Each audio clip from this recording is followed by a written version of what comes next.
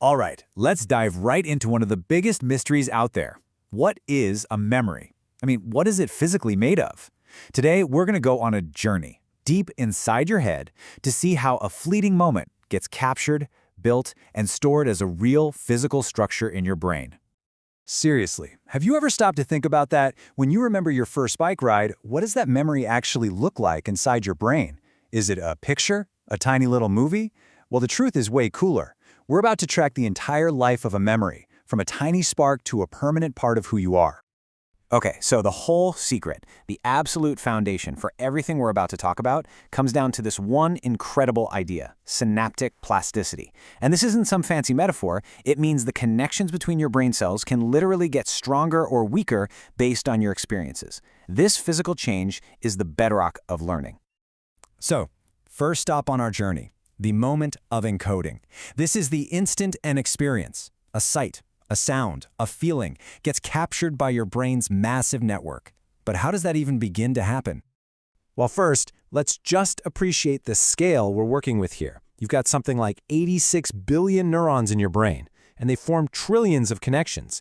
It's inside this ridiculously complex, dense forest that a memory gets carved out. It's pretty mind-boggling. So scientists have a name for this physical trace of a memory. It's called an engram. Now, the key word here is sparse.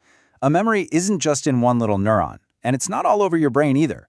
Think of it like a specific constellation of stars, a unique pattern of neurons that fire together to bring that memory to life. But with 86 billion neurons to choose from, how does your brain pick which ones get to be on the memory team? Well, a molecule called Krebs basically acts like a recruiter. It goes around making certain neurons more excitable, more eager, essentially making them raise their hands and say, "Pick me, pick me." It primes them to be part of the new engram. So once the team of neurons is primed, the real action happens at the synapse. And this is where a molecule called the NMDA receptor becomes the star of the show.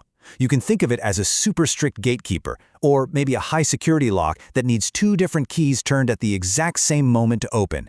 It will only let a signal through if the neuron sending the message and the neuron receiving it are both active at the same time. And that right there, that strict two-key rule, is the physical reason behind one of the most famous sayings in all of neuroscience. The NMDA receptor is the bouncer at the door, making sure that only meaningful connections, where two neurons are truly in sync, get strengthened. It's how your brain decides which connections matter. Okay, so the neurons have been picked, they fired together, the gate has opened. But that initial spark is fleeting. It's not a memory yet.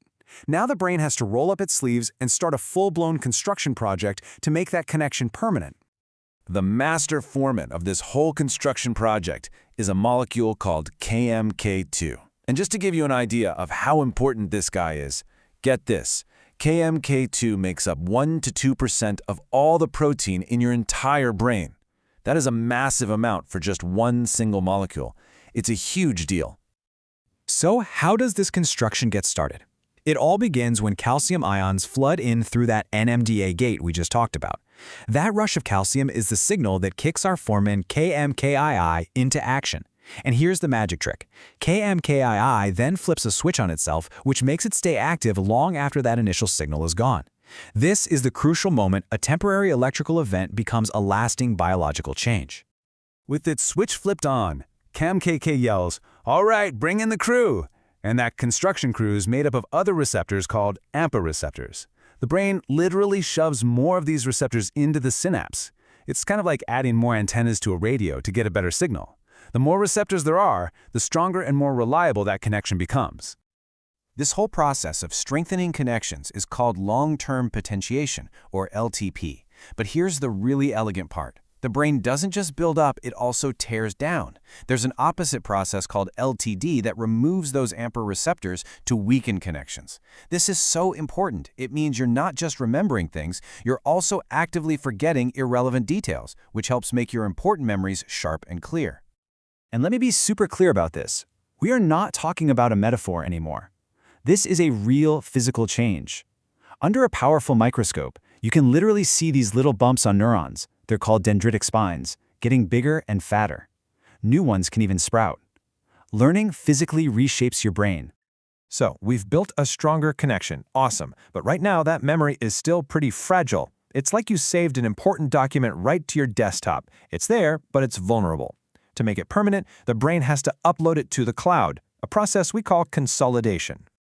And this upload takes time, a lot of time. For the first few days, the memory lives in a region called the hippocampus. Think of it as a temporary staging area. But over weeks, months, even years, the hippocampus acts like a patient teacher, replaying that memory over and over again to the cortex, which is the brain's long-term storage hard drive. Eventually, the cortex learns the pattern itself, and the memory no longer needs the hippocampus to survive. So when does all this teaching and replaying happen? Mostly while you're asleep. You might think your brain just shuts down for the night, but nope. That's when your hippocampus is working overtime, replaying the important events of the day, strengthening those new connections in your cortex. This is, without a doubt, why a good night's sleep is absolutely essential for learning anything. Okay, so we've encoded the memory, we've built it up, and we've stored it for the long haul. You'd think we're done, right? That the memory is now locked away in a vault, safe and sound. Well, the brain has one last absolutely wild twist for us. This is going to sound crazy, but here it is. Memories are not like files that you just open and view. Every single time you recall a memory, you're not just playing it back. In that moment, the memory becomes unstable, changeable. You're essentially pressing record all over again. And check this out. What happens next depends entirely on how long you think about that memory. If you briefly recall it, a process called reconsolidation kicks in. This lets you update the memory with new information before locking it down again, making it stronger. But if you recall it for a long time, something else can happen. Extinction. This is where a new, competing memory can actually start to form. The very act of remembering changes the memory itself. Which leaves us with this incredible and kind of unsettling final thought. If every time you remember something, you're actually rewriting it a little bit, are any of your memories truly original? Think about your most cherished childhood memory. Is what you're remembering the actual event, or is it just the latest version of a story your brain has been building and rebuilding for years?